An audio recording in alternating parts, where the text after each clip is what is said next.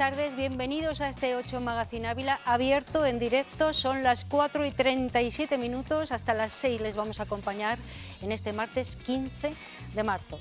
Dicho todo esto, información que es, bueno, puntual y necesaria también, vamos a contarles que vamos a empezar hablando de investigación. Lo haremos con Diego González Aguilera, que periódicamente nos acompaña para hablar de drones terrestres que actúan supervisando obras, por ejemplo, pero también en escenarios peligrosos o de conflictos, escenarios, por ejemplo, de guerras. Vamos a hablar con él y a ver cómo actúa ese dron, pero tenemos más asuntos. Además, conoceremos en profundidad la esencia de un libro de poemas que se presenta hoy mismo en el Episcopio, Cada vez que muero. Nos lo contará su autor, Mario Pérez Antolín. Tendremos tertulia y hoy propondremos debatir sobre el estado del bienestar. ¿Hemos acabado con él o aún se mantiene? Terminaremos con música en directo, como siempre, en esta ocasión con el proyecto de la cantante María García. Pero como siempre, la música será al final, después, en el último bloque de nuestro 8 Magazine Ávila, así que empezamos hablando de investigación y lo hacemos con Diego González Aguilera, que está con nosotros en directo. Él es el director del TIDOP y nos acompaña pues una vez al mes, periódicamente. Vaya, buenas tardes, Diego. Buenas tardes. ¿Cómo estamos? ¿Todo bien? ¿Has sabido llegar al lugar? Porque con esta calima que tenemos, la verdad es que la visibilidad es escasa. Sí, bueno, es lo que toca, por lo menos está lloviendo. Sí, pero igual mañana llueve barro, decían. Ya, no sé, bueno. No sé si va a ser agradable, pero en fin, son situaciones en las que estamos viviendo, situaciones, pues en algunos casos, que ocasionan muchos problemas, pero vamos a hablar de cómo desde la investigación se intenta mejorar, siempre lo decimos así, la vida de las personas, ¿no? Los problemas, por ejemplo, ¿no? Sí, bueno, pues hoy tenemos la oportunidad de ver en vivo y en directo, nunca mejor dicho, lo que es un dron terrestre. Estamos habituados a conocer mucho por los medios de comunicación los drones aéreos, porque es lo que quizás más está popularizándose en los medios de comunicación, incluso en estos conflictos, ¿no? que desafortunadamente estamos viviendo ahora. Pero también hay ocasiones donde tener un punto de vista desde el suelo y transitar por determinadas zonas subterráneas, galerías, tubos, pues no puede hacerse con este tipo de drones aéreos, y desde el grupo de investigación se creyó en la tecnología del dron terrestre como una tecnología que podía aportar mucho valor en determinadas aplicaciones. Por ejemplo, para auditar obras, que es una cosa muy habitual, afortunadamente, y que tiene una utilidad muy importante. Luego podemos hablar de otras que son, bueno, más extremas, ¿no? En situaciones de riesgo, de peligro, en conflictos bélicos, en fin. Pero vamos a empezar hablando un poco cómo actúa este dron que tenemos aquí, que es un señor dron, tenemos que decir, y tiene además, no sé qué es lo que tiene aquí arriba, qué es lo que puede hacer este aparato. Bien, pues como los telespectadores pueden ver, es un dron de unas dimensiones pequeñas, es decir, los tenemos más grandes y pueden ser más voluminosos, ¿no? Bueno, había que traer algo que lo pudiéramos manejar en el plató y de esta manera pues hemos conformado este. Como bien decías, al final este tipo de artefactos de robots, ¿no? Porque son robots, pueden seguir, nosotros lo vamos a manejar manualmente, pero pueden seguir una trayectoria y una misión automáticamente. Le podemos decir programar que salga desde un punto y llegue a ese punto y que realice una serie de tareas por el camino, ¿no? Esto pues al final la inteligencia artificial también sirve, ¿no? Para estas cosas. Y como bien decías, una de las primeras aplicaciones y por las cuales nace este dron es la auditoría de obras. ¿Qué tipo de obras? Pues habitualmente obras de construcción de edificación, es donde lo hemos testeado, obras civiles también que puedan existir en carreteras, en infraestructuras, y donde de alguna manera se genera mucha tensión en las certificaciones mensuales de cómo va avanzando la obra. Todas las obras tienen que hacer una certificación de avance de obra y este dron lo que va a hacer es objetivizar esa certificación de obra, ¿no? Es decir, va a tratar de poner en manos del ingeniero una herramienta que sirva para decir cuánto ha avanzado la obra de una forma mucho más precisa. O sea que es efectivamente el auditor, ¿no? Es el auditor. Sí. Es un auditor que puede trabajar de noche porque lleva un sensor que permite trabajar sin luz, que es esta parte que lleva en la parte superior, en la cabeza, que es un láser. Como digo, puede seguir una misión, puede realizar una misión partiendo de un lugar concreto y bueno, puede recabar información sumamente valiosa.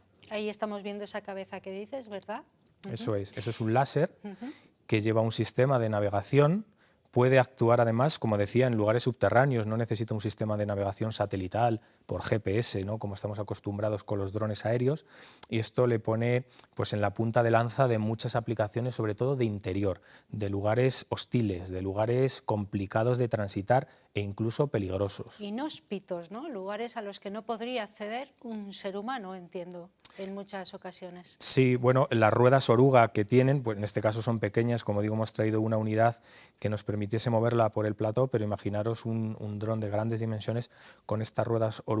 Este tipo de ruedas sobre todo le va a permitir salvar obstáculos y transitar por esas zonas hostiles, ¿no? Bueno, la aplicación en ingeniería, en este caso en obras civiles o en edificios de mayor envergadura, es esencial y básica, pero esto va más allá. Estábamos hablando de que este tipo de robot puede actuar en escenarios peligrosos, como puede ser una guerra, la que tenemos ahora mismo, ¿no? Sí, como decía al inicio, en temas bélicos, bueno, pues estamos hablando ahora y estamos viendo, ¿no?, de los drones aéreos capaces de bombardear, de hacer seguimientos, de identificar objetivos. En ocasiones, como digo, interesa que el dron transite por la superficie terrestre, por ejemplo, para detectar minas, para poder salvar esos obstáculos y esas rutas de evacuación que tienen que hacer las personas. Pensemos que esta unidad robotizada ahora mismo lo que permite con la sensórica que lleva a bordo es obtener una topografía muy precisa de todo lo que se encuentra a su paso. Es decir, que si nosotros lo moviésemos por este plató, para que los telespectadores lo pudieran ver, a medida que este dron se mueva, nos va a ir dando una radiografía tridimensional de todo lo que aparece aquí. Y esto en ocasiones en zonas de conflicto es muy valioso para saber bueno, pues cómo está la situación, cómo está esa orografía, insisto, sin necesidad de que vaya una persona. Aquí estas tecnologías robotizadas, el primer valor que tienen los drones es que no ponen en riesgo la vida del piloto, no lo pilota nadie porque son autónomos. Y dices que además pueden estar bajo tierra, en tuberías, muy subterráneo, no necesita que haya, bueno, tener ningún contacto con el exterior para poder ejecutar su tarea, ¿no? Eso es. Sin duda es uno de los mayores logros de esta tecnología, el poder orientarse sin necesidad de un sistema GPS. Y esto es gracias a un sistema inercial que, bueno, al final tiene su complejidad matemática, pero que le permite orientarse en todo momento y le permite obtener una radiografía tridimensional de todo lo que encuentra a su paso. Entonces, en definitiva, es una tecnología muy robusta y muy útil para estas auditorías de obras, pero para otras muchas aplicaciones como las que estamos comentando. Y además que son tristemente de actualidad. Tiene aquí una webcam, estoy viendo. A través de esa cámara es como este dron, como este robot puede construir en 3 dimensiones todos los espacios, ¿o hay otra fórmula? Bueno, son varios sensores. Está el sensor láser, que sería la parte que... Vamos a encenderlo para poderlo ver. Sí, vamos a encenderlo, vale. Esta parte que está ahora girando y rotando es el sensor láser, ¿no? Es un sensor láser que en todo momento nos está dando información del entorno. Y a medida que yo lo muevo, como estamos viendo ahí, la cámara también está grabando información. Está grabando información visual sobre la cual podemos aplicar algoritmos de inteligencia artificial para detectar diferentes elementos. Hoy en día pues, está muy democratizado el tema de la inteligencia artificial y la capacidad de obtener información reconocida por la máquina, incluso que el ojo humano a veces no puede detectar. Todos tenemos una limitación en nuestra visión y en ocasiones el ordenador es capaz de darnos detalles que el ojo humano no ve. Estamos hablando de imágenes en infrarrojo, imágenes termográficas, imágenes con resoluciones que, como digo, el propio ser humano no es capaz de visualizar, y gracias a esta tecnología vamos a ser capaces de, bueno, pues de dar esta información. Bueno, según vas hablándonos de cómo funciona este robot, que bueno, se puede manipular como tú Sí. estás haciendo ahora mismo, pero también se puede programar y que él sea autónomo durante cuánto tiempo, no sé, ahora me dices. Sí, bueno, depende un poco de la autonomía de las baterías. Sí. Estamos hablando de baterías que dan una autonomía en torno a 30 minutos, pero bueno, todo es poner más baterías, soportar en un chasis más robusto, más capacidad de carga y con ello tener más autonomía, ¿no? Y luego no hay que olvidar que todas estas tecnologías que desde el punto de la investigación en el TIDOP hacemos nuestras y las mostramos a la sociedad, son tecnologías que se utilizan para aplicaciones civiles. Si nos vamos al ámbito militar, que como digo, pues ahora estamos sufriendo, el concepto y la escala es diferente. Es decir, estamos hablando de drones con autonomías mucho mayores, con capacidades de carga mucho mayores, y lo mismo sucede con estas tecnologías terrestres robotizadas, que no solo las existen a nivel de tierra, ¿no?, sino que también podemos encontrarnos con drones acuáticos, ¿no?, que es otro de los territorios que podrían aplicarse estas tecnologías no tripuladas.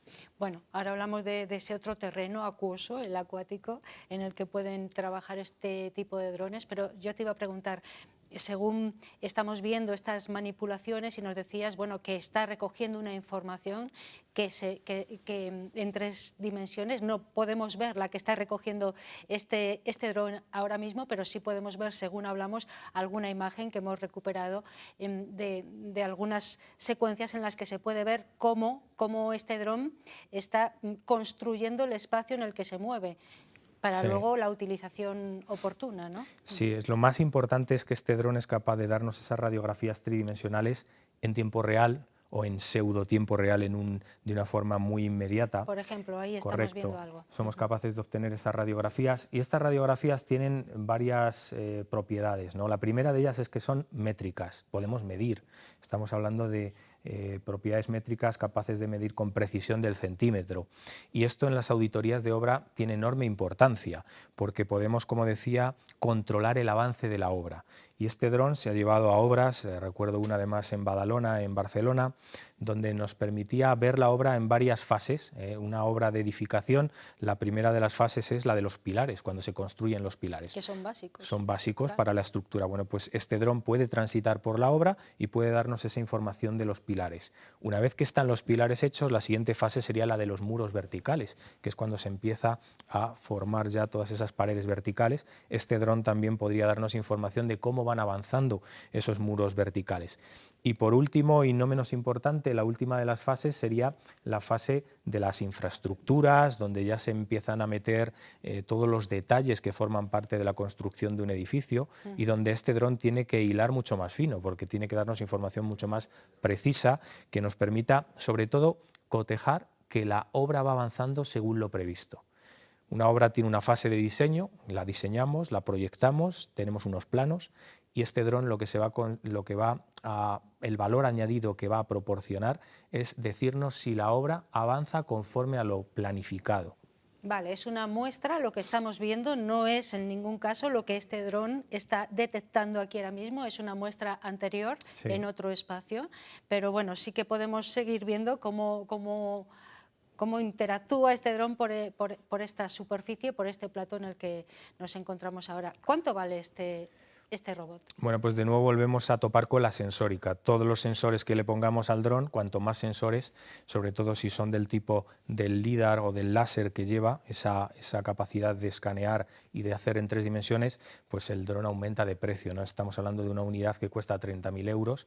El dron es lo que menos cuesta. Es decir, al final el dron son unidades que se pueden adquirir por un precio muy, muy asequible y que además en el TIDOP hemos tratado de que fuera escalable. No sé si os fijáis que tiene una serie de planchas. Muévelo otro poquito para que podamos ver cómo...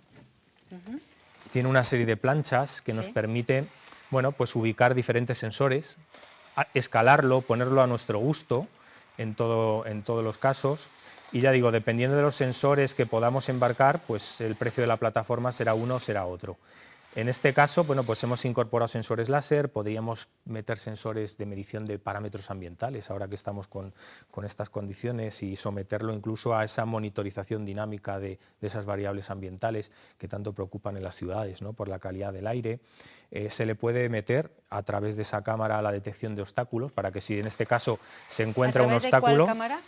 la cámara de adelante, la cámara de vídeo, Vale. le podríamos meter detección de obstáculos para que en este caso no se choque contra elementos que puedan aparecer. Como tú bien decías, al final podemos meterlo en situaciones muy hostiles, muy complejas, donde transitar no sea fácil, y es crucial que el dron sea capaz de detectar esos obstáculos, incluso imprevistos.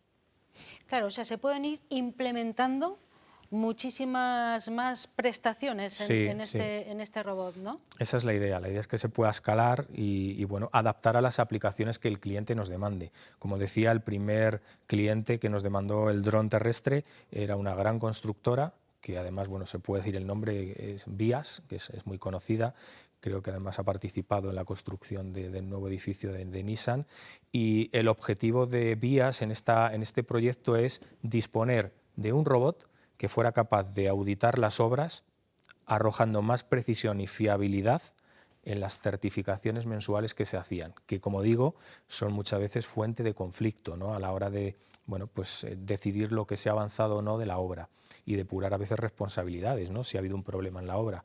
No hay que olvidar que esto al final nos va a dar una radiografía tridimensional de la obra en todas esas fases que hemos comentado, con lo cual podemos irnos siempre que queramos a ver el estado de la obra. De la obra o de cualquier territorio inhóspito, peligroso, en el que este dron pudiera actuar. Y también me hablabas de drones que pueden actuar en el agua. Supongo que la base es la misma, no sé, igual no. Solamente que tendrá otras condiciones para poder moverse en otro ámbito que no es el terrestre, ¿no? Sí, el reto es el mismo. El reto es no poner en riesgo la vida del piloto. El piloto pues, puede ser aéreo, puede ser terrestre y puede ser acuático. Y en este caso los drones acuáticos que más están proliferando son los submarinos, ¿no?, porque son los que pueden ir por debajo del agua, pueden captar información del fondo del mar, que a veces es interesante, y adquirir información pues, de cualquier parte que sea necesario analizar, ¿no? Pues, me estoy acordando aquí ahora de cualquier suceso de un barco. Por ejemplo, cualquiera de los barcos que se han podido hundir, cualquiera de los barcos Tenemos un ejemplo reciente reciente, también, sí. Pero recuerdo no hace mucho, pues creo que fueron en las costas italianas de Grecia, que hubo que evacuar a una serie de turistas que estaban en un barco. Bueno, pues todo lo que es la inspección del casco, por ejemplo, imaginemos esa inspección del casco que ha sufrido un gran daño en el casco, una grieta.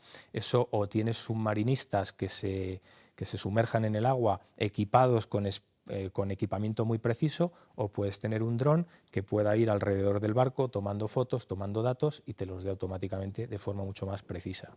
¿Cuántos años de trabajo tiene este dron encima? Bueno, sobre todo lo que hemos hecho es todo el conocimiento que el grupo tiene en cuanto al análisis de imagen, inteligencia artificial, pues decidir automatizarlo más, ¿no? Es como darle una vuelta de tuerca más, y como digo, sobre todo al final es responder a retos que nos demandan las empresas, y la empresa, en este caso Vías, demandaba este reto, que era el reto de auditar obras, pero a raíz de ese reto han surgido otros muchos, ¿no? Habéis visto aquí y habéis tenido la oportunidad de conocer cómo hemos hecho subestaciones eléctricas, donde el dron pasa por debajo de los transformadores, cosa que el operario humano no puede hacer por riesgo de electrocución. Lo hemos podido ya también llevar a escenas de crímenes simuladas, ¿no?, donde por las atmósferas, por los contaminantes o por cualquier tipo de hipótesis son peligrosas para transitar por parte de un ser humano. Y espero, y así le deseo el futuro a este dron, que tenga muchas más aplicaciones, ¿no?, porque sin duda que, como digo, estamos hablando de tecnologías que aportan valor frente a los drones que tanto pues, estamos acostumbrados a hablar aéreos, ¿no? Claro, sí, que son muy espectaculares las imágenes que captan y tal, pero bueno, que efectivamente no dejan de ser un robot más, igual que este terrestre, que tiene también muchas utilidades, como nos ha estado contando Diego González Aguilera. Entiendo, Diego, que esto no lo puede manipular cualquiera, tendrá que haber una certificación, unos permisos, en fin, ¿quién puede utilizar?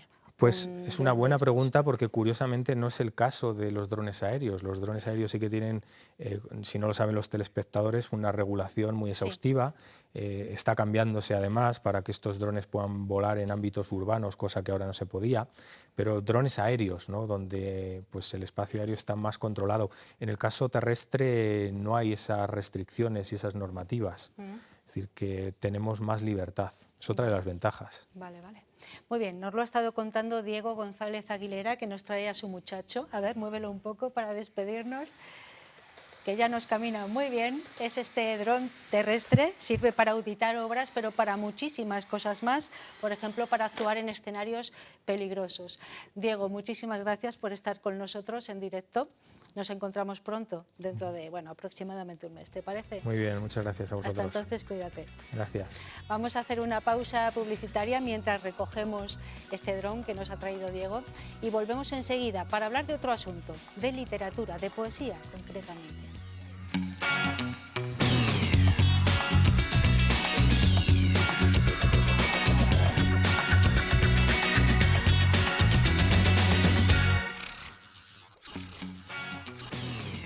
3 minutos pasan de las 5 de la tarde, esto es 8 Magazine Ávila, hasta las 6 les acompañamos, estamos en directo, es un programa abierto y todos los martes y los miércoles les acompañamos. Hemos estado hablando de investigación para empezar nuestro 8 Magazine de hoy y vamos a seguir hablando de literatura, en este caso, del libro que tienen ustedes sobre la mesa y que van a poder ver y conocer en profundidad, porque tenemos la suerte además de tener a su autor con nosotros. Es Mario Pérez Antolín.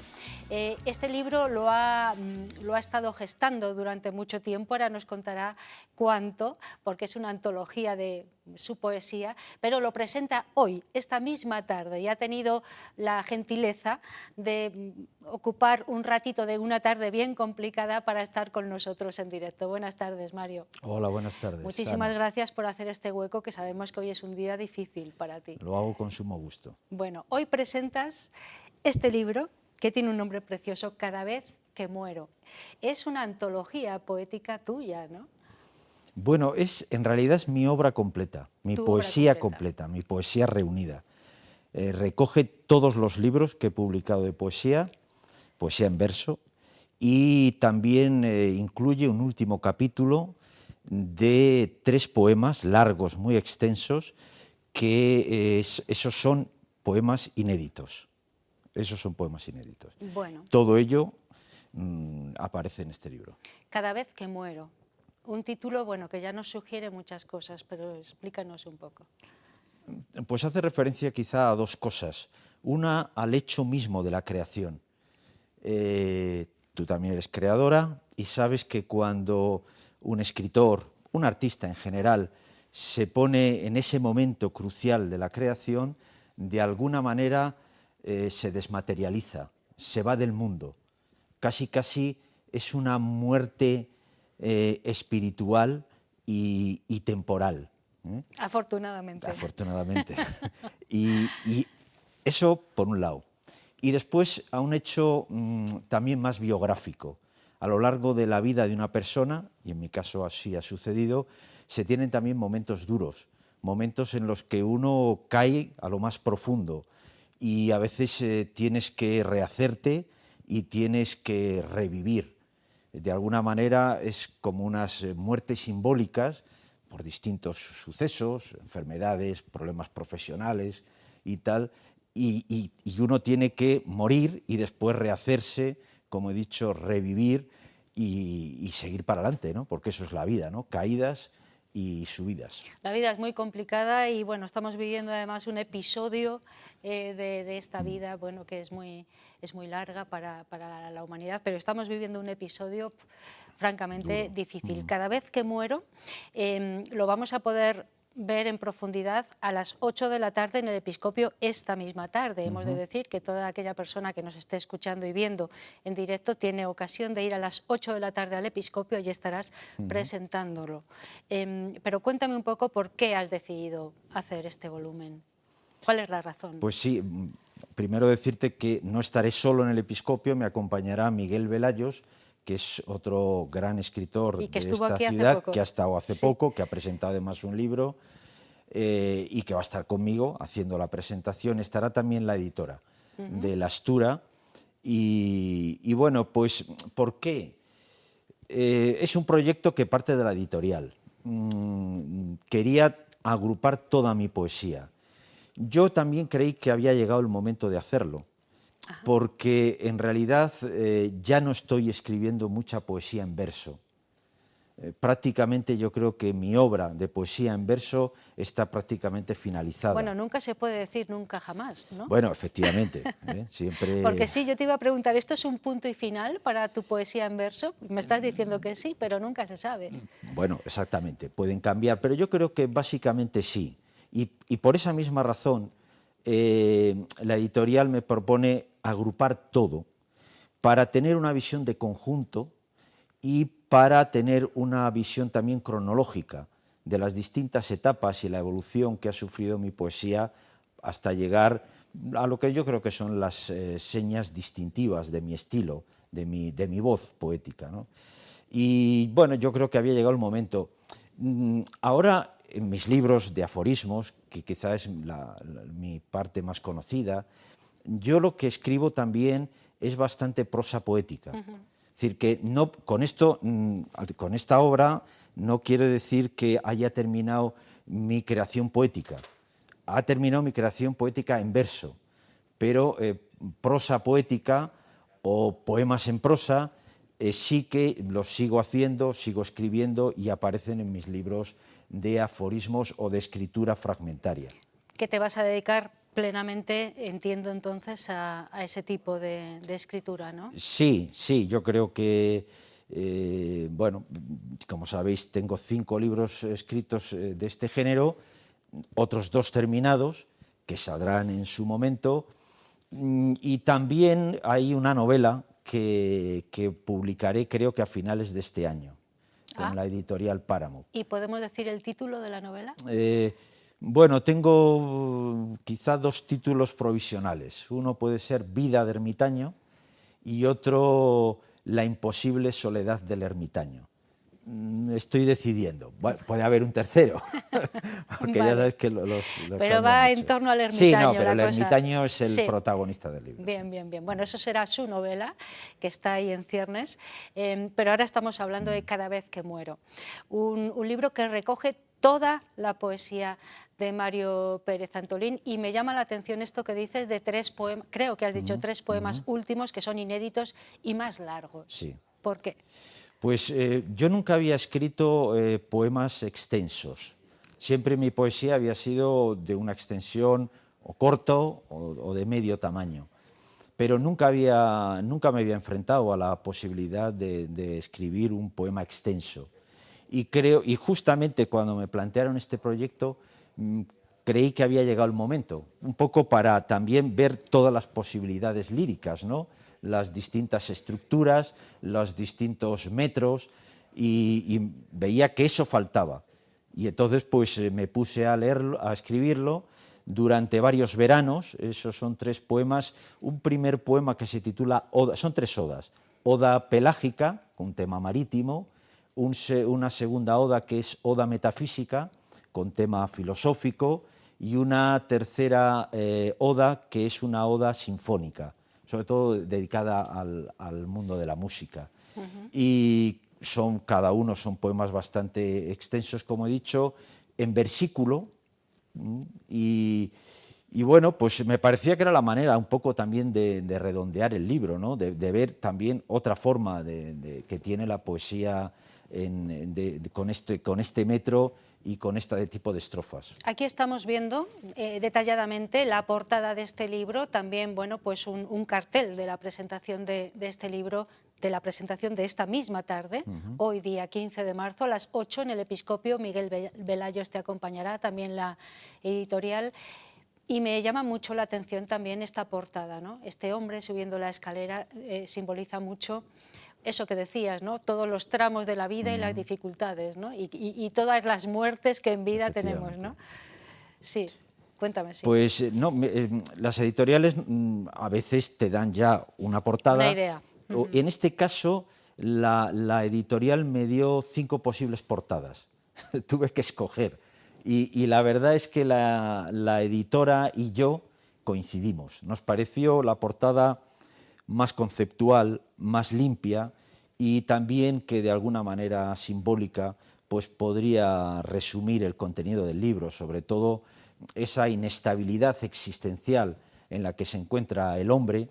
Mi poesía, los temas existenciales Sí, tienen mucha importancia, mucha importancia, mucha fuerza. y esas alturas, ¿no? Pero Sí. alturas en un equilibrio un poco inestable. Muy plástica, además, es la portada, como también el tipo de escritura, de poesía que tú practicas, porque es muy sensual muchas veces. Sí que es verdad que utilizas todos los sentidos para escribir, me parece a mí, ¿no? Sí. Sí, sí. Sobre todo las imágenes. Sí. La expresividad de las imágenes yo le doy mucha importancia, al mismo tiempo que también a la profundidad reflexiva, que yo creo que son dos de los elementos más definitorios de mi estilo, ¿no? Aparte, hombre, bueno, claro, lógicamente también de todos los aspectos más emotivos, ¿no? Y emocionales, de la intensidad emocional que tiene que tener un poema. Desde luego, intensidad sí tiene la poesía de Mario Pérez Antolín. Yo les recomiendo que lean o los aforismos o la poesía de Mario, porque es muy intensa, muy profunda y además, bueno, es a veces hasta pragmática. Es un poco una contradicción, pero muchas veces lo es. Y esa fuerza que tiene a veces el pragmatismo es muy importante también. Mario, ¿cómo va a ser un poco la presentación de esta poesía reunida? Pues primero va a intervenir Lidia, que es la editora, simplemente un poco pues, para enmarcar el acto y presentarnos a las personas que vamos a estar en el Episcopio a las 8. Y después Miguel Velayos va a ser el encargado de hacer una presentación, un estudio, una semblanza, tanto de mi creación poética como sobre todo del libro. Va a analizar, va a hacer una lectura de esos elementos fundamentales de mi poética, digamos, va a hacer un análisis de mi poética a través de este libro. Y después yo leeré algunos poemas del libro, diré posiblemente también alguna cosa sobre, bueno, pues cómo escribo o qué pretendo, ¿no? con la escritura, y terminaremos con algunas preguntas del público que la Muy verdad son muy interesantes. Casi A siempre. las 8 de la tarde en el Episcopio, aquí no podemos tener preguntas, aunque estamos en directo, pero sí te vamos a pedir que nos leas un poema, por favor, para terminar, el que elijas. Cada vez que muero, 8 de la tarde, Episcopio. A ver, ¿qué has elegido? Pues he elegido un poema que no iba a leer, pero la situación me ha obligado a comenzar el recital con este poema. Una situación a la que ya te has referido tú de pasada. Estamos en una situación dramática, una situación de guerra en el corazón de Europa, con muchos muertos, una situación que nos hace sufrir a las personas y especialmente a aquellos que están inmersos en esa realidad tan terrible, ¿eh?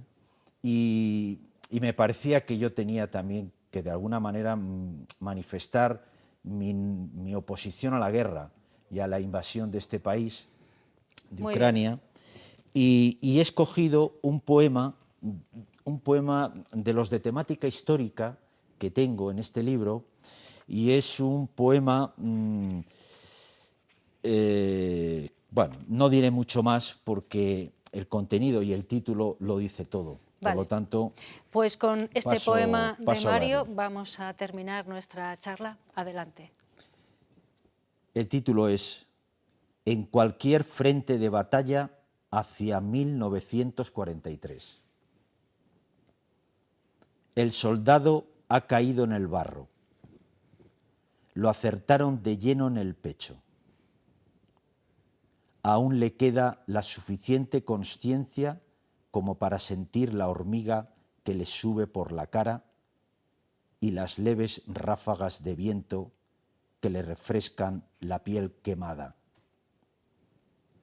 Se sabe medio muerto en un riachuelo del que ni siquiera conoce el nombre. En este instante le invade una serenidad absoluta. Ya no más sangre, ya no más ruido. Dentro de poco descansará donde descansan los antiguos guerreros.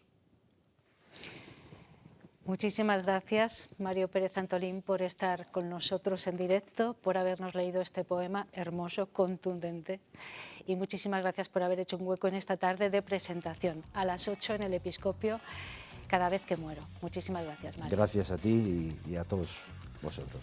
Muchas gracias. Vamos a hacer una pausa, vamos a reflexionar todas estas palabras de Mario y volvemos enseguida, no se vayan.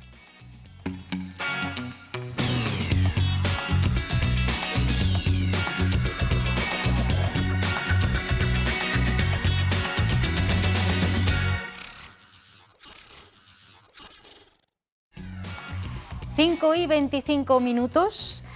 Este martes es tiempo de tertulia. Vamos a hablar durante un tiempo de cosas interesantes, sin lugar a dudas, y muy actuales. Porque fíjense, hoy vamos a hablar del estado del bienestar. Y lo vamos a hacer ciñéndonos a la definición que es la más aséptica. Luego aquí saldrán cosas. Situación sociopolítica en la que el Estado puede cubrir algunas necesidades materiales de las personas, proporcionando universal y gratuitamente los servicios básicos y estableciendo ayudas para quienes carecen de recursos económicos. A partir de ahí, de esa definición, plantearemos en esta tertulia qué entendemos nosotros por estado del bienestar, si aún podemos afirmar que existe, si es sí, ¿por qué lo creemos? ¿Cuáles son las acciones que lo corroboran? Si es no, ¿qué ha pasado para hacerlo desaparecer?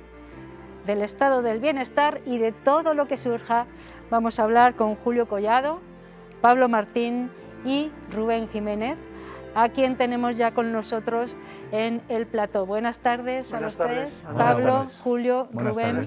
Bueno, podíamos hablar del estado del bienestar o de la supervivencia, porque tal y como están las cosas, yo no sé qué más. De la pérdida del estado de bienestar.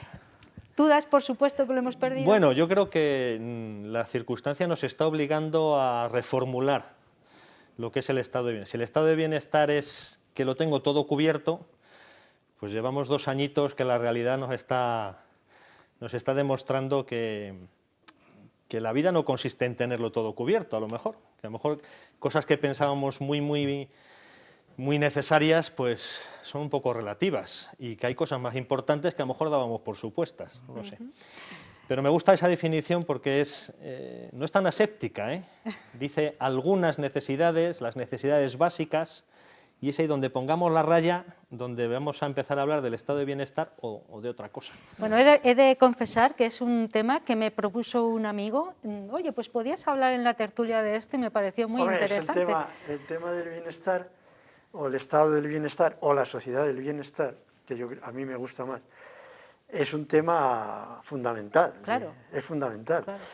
A mí lo que me gustaría decir lo primero es que para llegar al estado de bienestar que tenemos, por ejemplo, nosotros, actual, ha habido un recorrido enormemente largo, complejo, sangre, sudor y lágrimas, porque esto empieza a hablarse del estado de bienestar en el siglo XIX, cuando surgen los partidos socialistas europeos, cuando surgen los sindicatos de clase, cuando la lucha obrera es tremenda, pero tremenda, y se plantan los obreros y la clase más baja a decir, oye, hay que repartir aquí algo, ¿eh? Y se llega a un pacto social. Y como bien dice Pablo, el estado de bienestar no es comparable el que tenemos nosotros, que acabamos casi por una serie de circunstancias históricas, la dictadura y tal, que llevamos 40 años de democracia, comparado con Finlandia o los países nórdicos, que han tenido gobiernos socialistas, socialdemócratas durante mucho tiempo, tienen un estado mucho más potente, ¿no?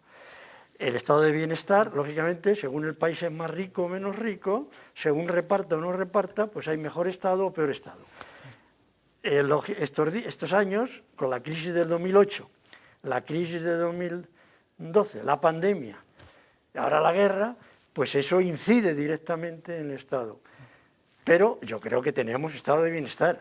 Sí, Ojalá en todo el mundo tuvieran el estado nuestro. Vale. En el mundo no le hay, en la mayoría de los países. Vale, y luego hablamos en qué consiste el estado de bienestar. Eso es, la definición me parece importante Sí. porque me parece que a partir de ahí podemos hablar de más cosas. Rubén. Pues fíjate, es un poquito, quería comenzar diciendo un poquito lo que dice Julio, pero de otro punto de vista, Bien. de mi generación.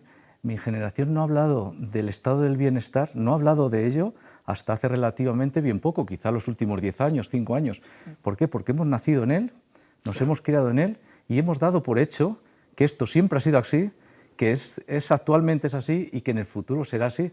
Y nos damos cuenta que no ha sido así antes, que durante unos años ha sido, que ahora creo que ya tampoco lo es, o en parte ya no lo es, y que en el futuro veremos cómo es. Pero fíjate que se empieza a hablar del estado de bienestar y empezamos a preocuparnos por el estado de bienestar... Cuando lo estamos perdiendo. Cuando lo vamos perdiendo, Claro. porque antes yo hasta hace 4, 5, 7 años, nadie había cuestionado el estado de bienestar ni nos habíamos planteado qué es el estado de bienestar.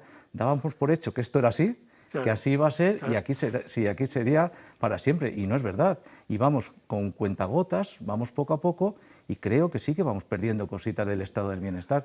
Ya hemos hablado aquí en esta tertulia. Yo siempre en estas cosas pongo el ejemplo de la educación, del ascensor social que hemos hablado en algunas ocasiones, de la universidad, de cómo, Si servía o no servía. cómo yo en su momento pude estudiar siendo hijo de cristalero, de trabajador, y ahora, con el gol que nos han metido de los grados de 4 años más el máster, hablaba con una compañera precisamente de este tema, un máster para ser profesor de educación, 8.000 euros, que vale.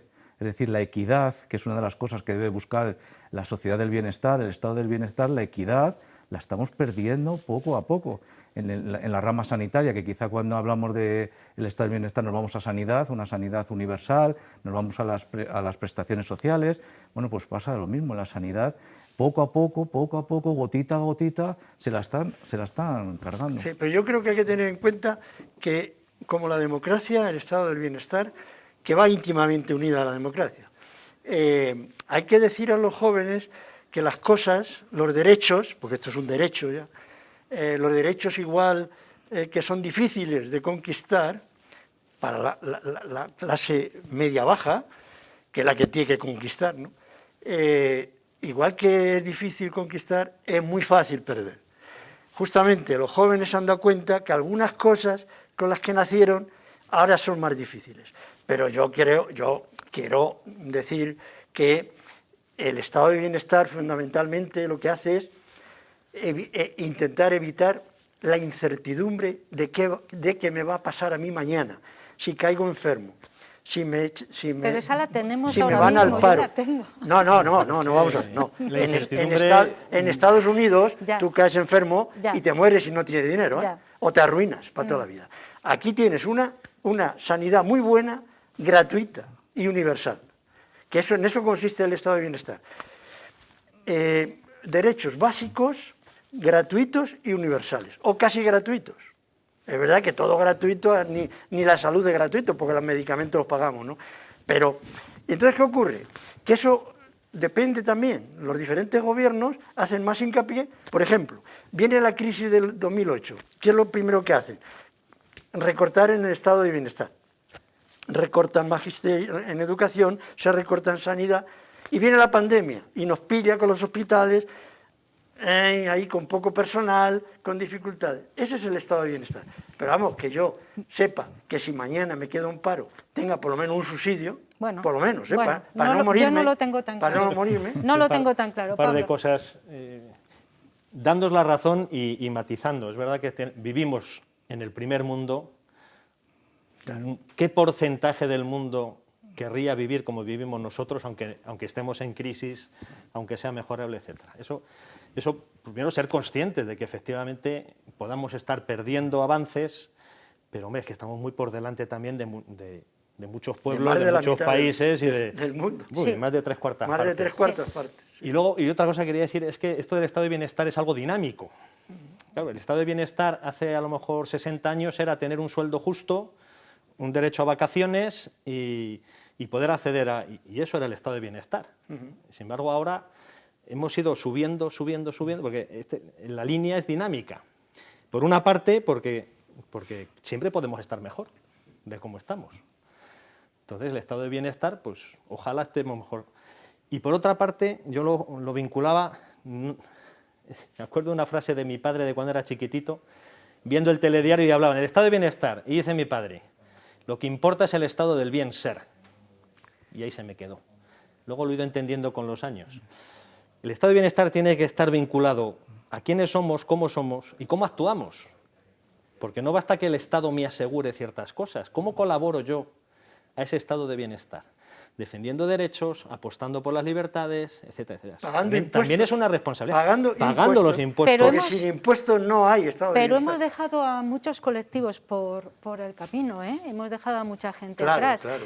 Y los servicios sociales ya no son tan sociales y muchos abuelitos están desprotegidos. Y hacia eso, en fin, eso es lo que tiene que solucionar el estado de bienestar. Bueno, pues entonces estamos Tiene hablando que de solucionar cosas las básicas. pensiones mínimas, que no tengan que ser mínimas, sino que haya pensiones. Vamos, el estado de bienestar lo que tiene que lograr es una cosa fundamental, que la justicia sea distributiva, de tal manera que quien más tenga, más aporte, que quien más tenga, más pague impuestos y luego se reparta. Ese es el principio básico. ¿Qué ocurre? Que hay gente, los que tienen mucho, no quieren ceder nada, o lo mínimo. ¿Qué hubo que hacer? Huelgas, a tope, pero huelgas, cuando uno se jugaba la vida en la huelga, ¿no? Para ir logrando que, hombre, la tarta es de todos. Las carreteras las pagamos entre todos. Los hospitales, ¿cómo se pagan? Si, no, porque aquí algunos políticos se les llena la boca diciendo, lo primero que hay que bajar los impuestos.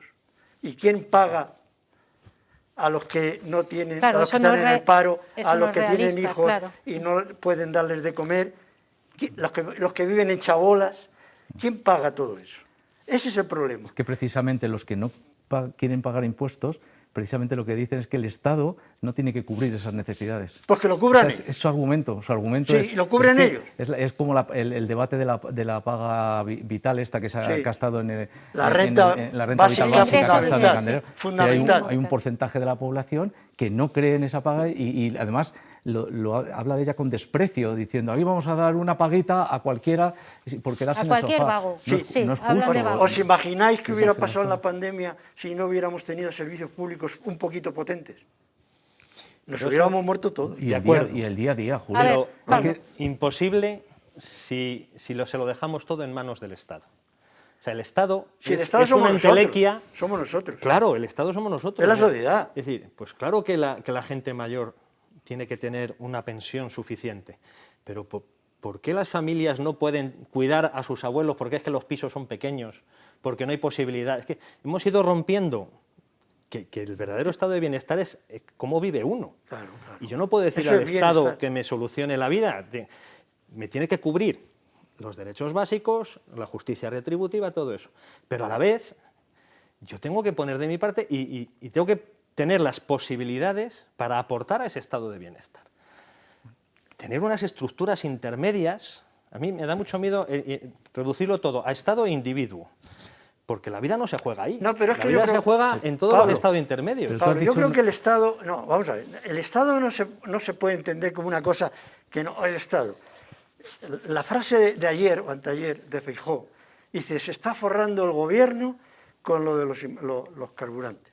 Pero si el gobierno no se puede forrar, se forra, en todo caso, una cosa que se llama administración general, que es donde va el dinero, y eso lo que hay que exigir es...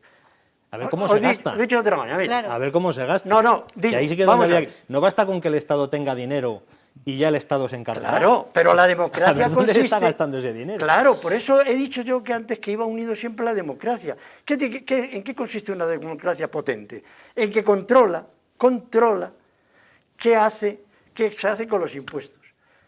El Estado tiene que hacer dos cosas, o mejor dicho, las Cortes. Es decir, los representantes de todos nosotros tienen que hacer una ley justa y potente fiscal, de modo que la fiscalidad, que es de donde acuerdo. sale todo el dinero para hacer esto del estado de bienestar, para hacer carreteras, para hacer hospitales, para hacer buenos colegios. Si no tenemos impuestos es imposible. Y luego hay que exigir, lógicamente, para eso está la democracia. Y para eso se quita y se ponen gobiernos. Pero es fundamental que a los de abajo, a los que tienen menos, se les dé más. Eso es hacer justicia. A los que menos tienen hay que darles más. Y los que más tienen que poner más. Sí, eso estoy Y de arrimar acuerdo. el hombro. Y eso no se está haciendo. Por eso, porque nuestra fiscalidad, la fiscalidad de Finlandia, de los sueldos mayores, menudo lío se ha preparado aquí cuando decían que los que ganaran más de 300.000 euros tenían que subirles de 45 a 55, pero vamos a ver, es que hay que subirles hasta el 70%, y luego vienen estos y dicen, es que eso es confiscar. No, mire usted, no, usted está ganando demasiado. Vale, Rubén. Nada, iba a decir, no sé en qué momento, Pablo, en un momento ha dicho una frase que me ha llamado la atención, es el gasto social. Yo Inversión. automáticamente cambiaría gasto Inversión. social por inversión social, porque al final es invertir. Es decir, si yo tengo que cuidar de mis padres y no puedo porque estoy trabajando y estamos los dos trabajando y se facilita esa labor, yo voy a poder estar, como le gusta a la sociedad actual, produciendo en otro sitio. Pero si tengo que dedicarme a otra función que me pueden ayudar, pues efectivamente no puedo. Por eso me gusta más gasto, en lugar de gasto social, inversor social. Y hablando de lo que dice Julio, para mí es fundamental eso, que la política, una de las claves que tiene es el saber repartir. O sea, el capitalismo genera riqueza, ¿vale? No lo discutimos, pero la genera riqueza muy mal repartida. Entonces, es función de la política, es función de los políticos el saber repartir esa riqueza de forma adecuada. Y desgraciadamente, esto está globalizado y ya no es una cuestión de España, ni Ávila, ni Castilla-León. Es ponerse de acuerdo. Es decir, las grandes compañías, las que más ganan dinero, como son Google o como es el Facebook y demás, desgraciadamente, pues... Irse donde menos pagan. Exactamente. Es decir, Ellos un Lo estamos egoísmo. viendo, constantemente. Ganan dinero en todo el mundo, pero pagan en el sitio adecuado, correctamente, poco dinero. El estado de bienestar tiene que atacar el egoísmo, la apropiación, No la lo hemos rapiña. definido todavía. La rapiña. Lo vamos definiendo según vais hablando, pero todavía no lo Sí, hemos... sí. Sí, yo creo que estamos fundamentalmente de acuerdo. La rapiña. La De un cuestión estado a luego, otro. porque los principios estamos de acuerdo, pero luego en el cómo, pero claro, yo también entiendo que para asegurar el estado de bienestar hay que cambiar esas dinámicas. Esas dinámicas donde no haya esas dependencias, donde no haya esas situaciones en las que no, ese ascensor, donde te ayude a salir de esa situación. Por tanto, hay que generar políticas de dinamismo social. Y la sociedad no se mueve por una ley. Si el problema, Pablo, es que lo teníamos y lo hemos perdido. No, me hemos perdido Sí, algunas sí, cosas. algunas partes, sí, Alguna, claro, luego, pero lo quiero decir, teníamos. Bueno, por aquí yo, por Rubén ejemplo, dice que lo hemos perdido. Cuando Tú hablamos de dices la que algunas tecnología, por partes, ejemplo, bien. la tecnología ha sido un motor de cambio impresionante que ha igualado bastante en ciertos asuntos. En otros no, pero quiero decir que tenemos otros herramientas no, nuevas y circunstancias nuevas en las que es que no me gusta hablar del Estado, porque el Estado como tal Pero la tiene sociedad, que estar por al eso decía servicio yo, de... sociedad del bienestar. Pero para eso Es tenemos la una sociedad fuerte. Para que un verdadero estado de Claro, bienestar pero- es una sociedad donde cada uno sabe lo que tiene que aportar y no solamente aporta en impuestos, por supuesto, pero aporta también Y con trabajo, su trabajo, bien hecho, claro. generando trabajo, generando ciudadanía. situaciones, ayudando al que está Claro. necesitado. Es decir, si yo tengo al lado a alguien que tiene una necesidad, no puedo esperar que venga el Estado a ayudarle. Ojalá hubiera una estructura intermedia Sí, donde la hay, esa la hay, persona, Pablo, la hay. cada Vamos a- vez menos, y el estado de bienestar se está perdiendo, precisamente yo creo, es una opinión personal, porque estamos dejando ciertas responsabilidades que son de todos en manos del Estado político.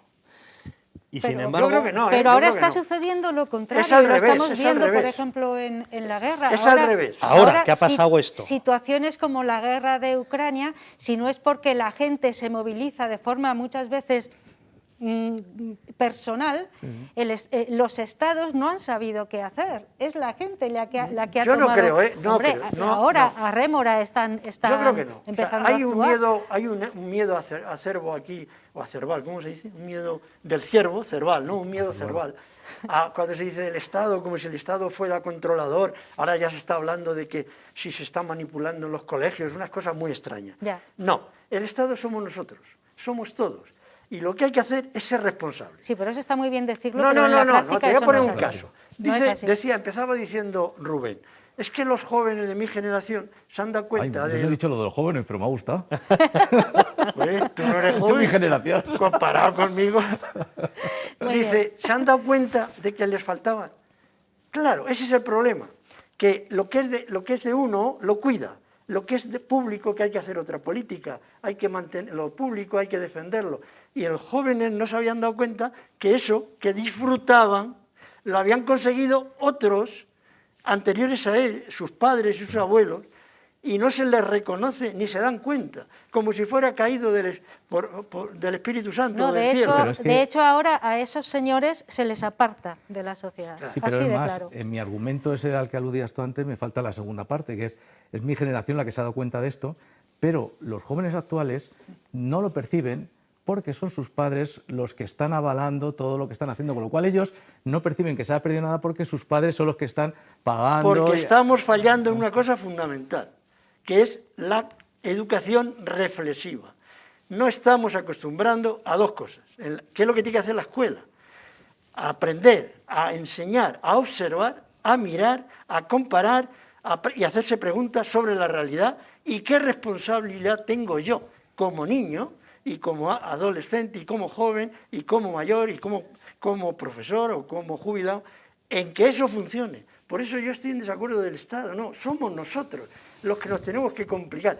Y si uno estudia el movimiento obrero, por ejemplo, la gente que murió, la gente que fue encarcelada para poder conseguir 8 horas de trabajo y tener vacaciones, entonces nos daríamos cuenta lo grande que tenemos. Lo grande que tenemos. Y yo, lógicamente, digo Por eso qué hemos pena perdido. que los sindicatos estén tan pegados al poder, porque han perdido esa libertad.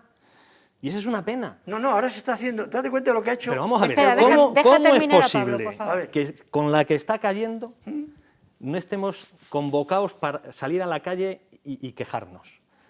Hay, O sea, hay ¿por qué? diferentes modos de ¿Quiénes lucha. son los que dinamizan Claro. socialmente Mira, eso? ¿Cómo están? Te voy a poner el Preocupados Espera un de otra momento. cosa. ¿Por qué? Pues porque se están jugando la yo subvención. creo que es otra visión. Pero déjale terminar, Vale, Julio, vale. por Yo, favor. eso es mi opinión. No, pero- Ojalá hubiera unos sindicatos, como tú dices, que realmente lucharan por lo que la gente necesita. Creo que los ha habido en su tiempo. Y los hay. Uno de los síntomas de la pérdida del estado de bienestar es que estas estructuras sociales de las que yo hablo, intermedias, pues están de capa caída. Pero mira, Vale, Yo un creo que ejemplo- eso es esencial. un Vamos, ejemplo de todo el mundo lo ve. Última ronda porque Sí, creo que solamente vamos en ya En cualquier muy mal de sitio tiempo. estaríamos quemando contenedores ya, Mira, pero estamos todos Nos queda dormidos. un minuto, venga, Pero vamos es que a es aprovechar. difícil, mira, sacar a la calle a la gente es muy complicado. Puede ser que tú digas, vamos, y dice la gente, ¿dónde vamos? Y mires para atrás y no venga nadie.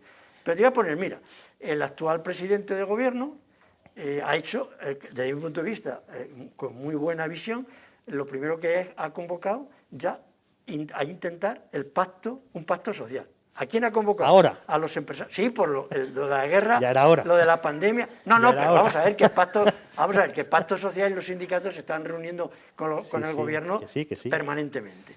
¿Y qué Es lo que nos queda un sí, minuto, ya ¿eh? termino. Vale. ¿Qué es lo que se está dilucidando ahora? Pues, ¿qué hace de cada uno? Dice, oye, mira, a lo mejor los salarios no pueden subir según la inflación. A lo mejor en vez de 3 se tiene que dar en 2,5. Van Pero a tarde. cambio los empresarios no podéis estar ganando. Van tarde. Yo creo que eso es lo que vamos, a mí me Rubén. parece que por ahí tiene que ir la lucha. Venga, Nada, que el yo- joven de la tertulia, vamos. Como decía antes, yo creo que sí que se están perdiendo cosillas del sistema del bienestar, que ojalá nos demos cuenta de lo que teníamos, ojalá que nos demos cuenta de lo que tenemos, de lo que se está perdiendo y que esto se remonte y que volvamos otra vez a gozar de lo que teníamos y con responsabilidades de todos los estamentos, individual, sociales y políticas, por Una supuesto. tarea de todos, entonces, Es que ¿no? si no es imposible. Sí. Yo simplemente digo, bienestar, estado de bienestar, junto al estado del bien ser y el bien actuar.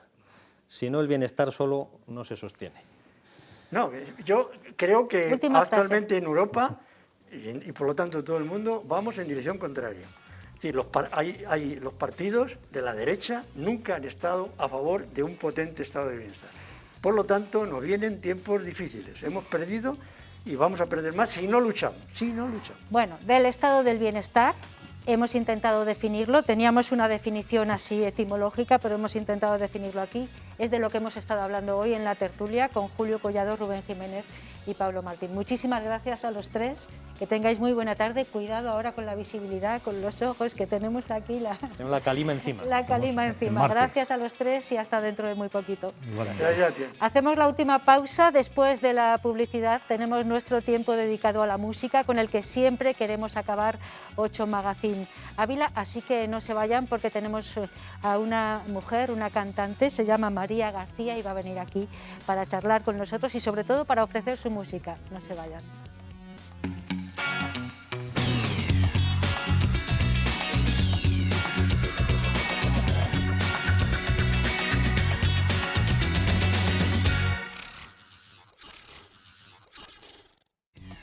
Y llegamos ya al último tramo de este 8 Magazine Ávila de hoy, martes 15 de marzo. Estamos en directo, es un programa abierto y terminamos siempre con música. Música en riguroso directo también. Hoy tenemos con nosotros a María García. Ella es cantante, bueno, es muchas cosas más. La vamos a rotular como cantante, estábamos aquí hablando de ello. María, buenas tardes. Buenas tardes. Gracias por aceptar nuestra invitación y Bueno, por venir en gracias a directo. Bueno, cantante y muchas cosas más, ¿no?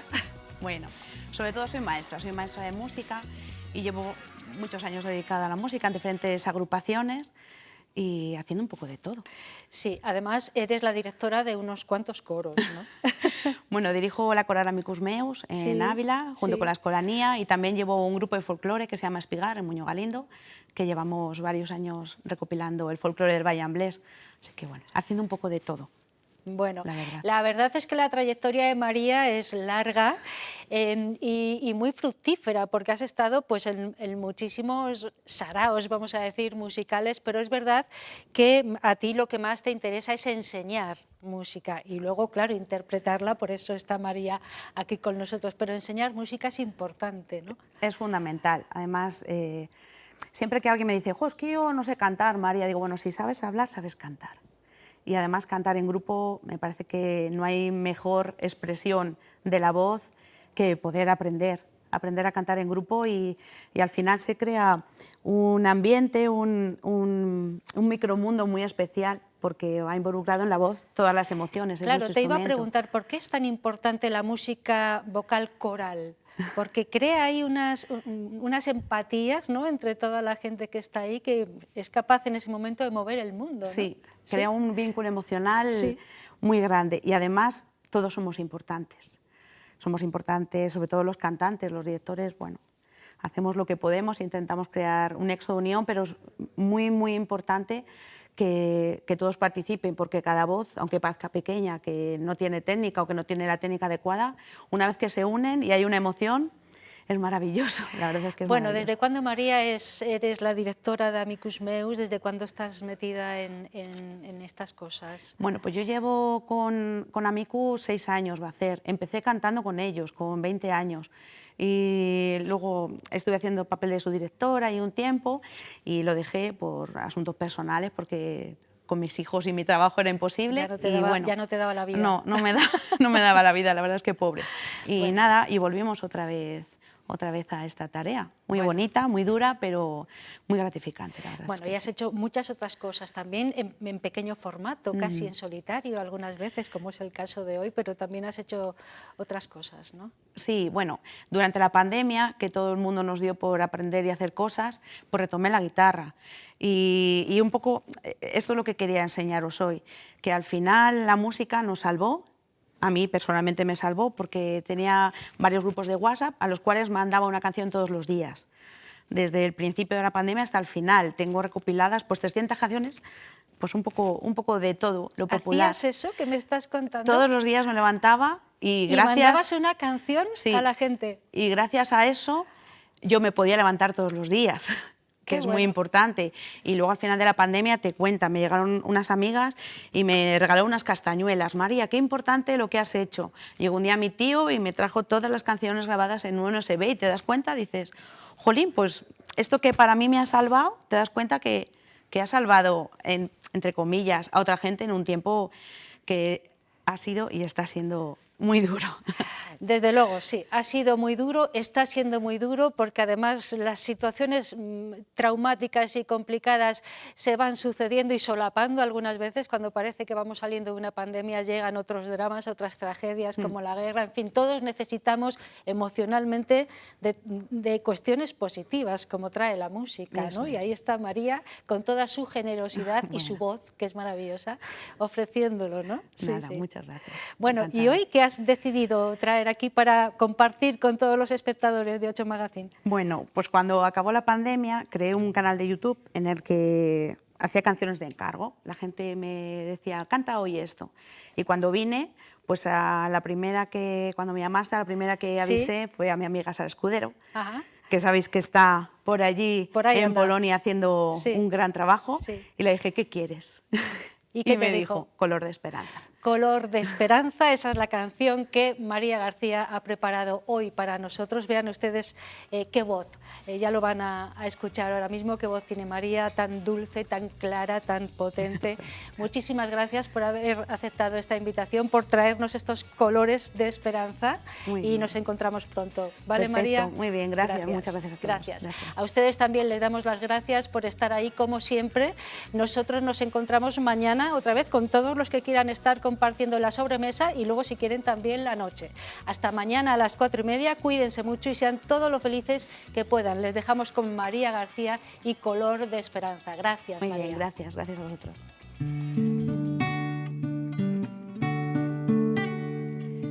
Sé que hay en tus ojos con solo mirar que estás cansado de andar y caminar, girando siempre en un lugar. Sé que las ventanas se pueden abrir, cambiar el aire depende de ti, te ayudará. Vale la pena una vez más saber que se puede, querer que se pueda, quitarse los miedos, sacarlos afuera, pintarse la cara color esperanza, tentar al futuro con el corazón. Sentirás que el alma vuela por cantar una vez más, saber que se puede, querer que se pueda, quitarse los miedos, sacarlos afuera, pintarse la cara color esperanza, tentar al futuro con el corazón, saber que se puede, querer que se pueda,